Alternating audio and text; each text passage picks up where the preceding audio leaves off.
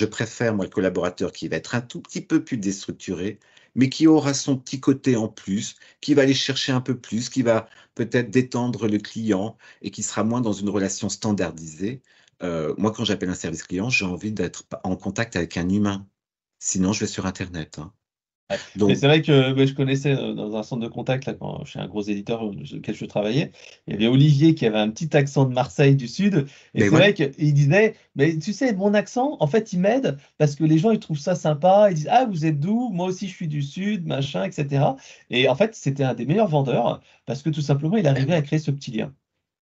Bah, il se différencie des autres et aujourd'hui, on va chercher la différence justement, et de façon à ce que ça soit pas normalisé, sinon ça devient insupportable. Aujourd'hui, les clients ne supportent plus, ça devient un irritant, toute cette standardisation. On veut de la personnalisation et on veut de l'intégrité auprès du conseiller. C'est ce qu'on va chercher, en fait. Donc si on lui offre pas ça, bah, il est déçu, il va voir ailleurs. Tout à fait. Alors justement, ce changement de mentalité, il n'est pas simple. Comment tu fais pour quand tu dois former les équipes? Parce que je me doute bien que c'est pas une formation d'une journée et puis après c'est bon, on applique. Et comment on fait pour transformer justement ce geste en réflexe? Bah, déjà, on les accompagne, bah, comme je le disais, sur la gestion des émotions, mais également sur l'écoute. Ça paraît simple, j'ai envie de dire, l'écoute, pour un conseiller ou pour un commercial, c'est comme les roues dans une voiture, hein. C'est pas une option, en fait, hein.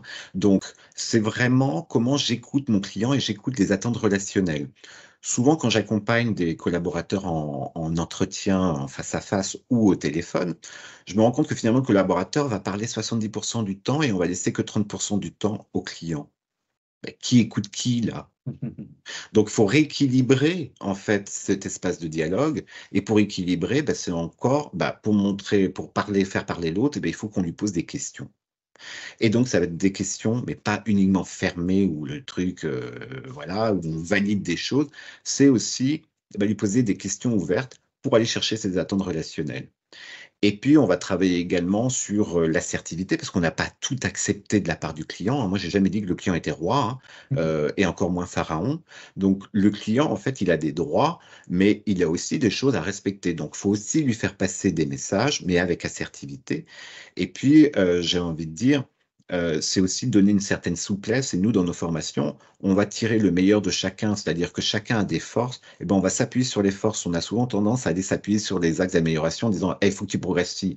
Ben, OK, mais on a besoin tous de reconnaissance et on va aller chercher aussi les forces de chacun pour que justement, il accentue sur ses forces lors de ses appels. Comme tu disais, par exemple, bah, le petit accent, eh ben, c'est super chantant, c'est super agréable et ben, il va en rajouter encore un petit peu plus parce que c'est ça qui va faire sa différence. Donc c'est aller chercher chez chaque collaborateur leur différence pour justement l'accentuer lors des appels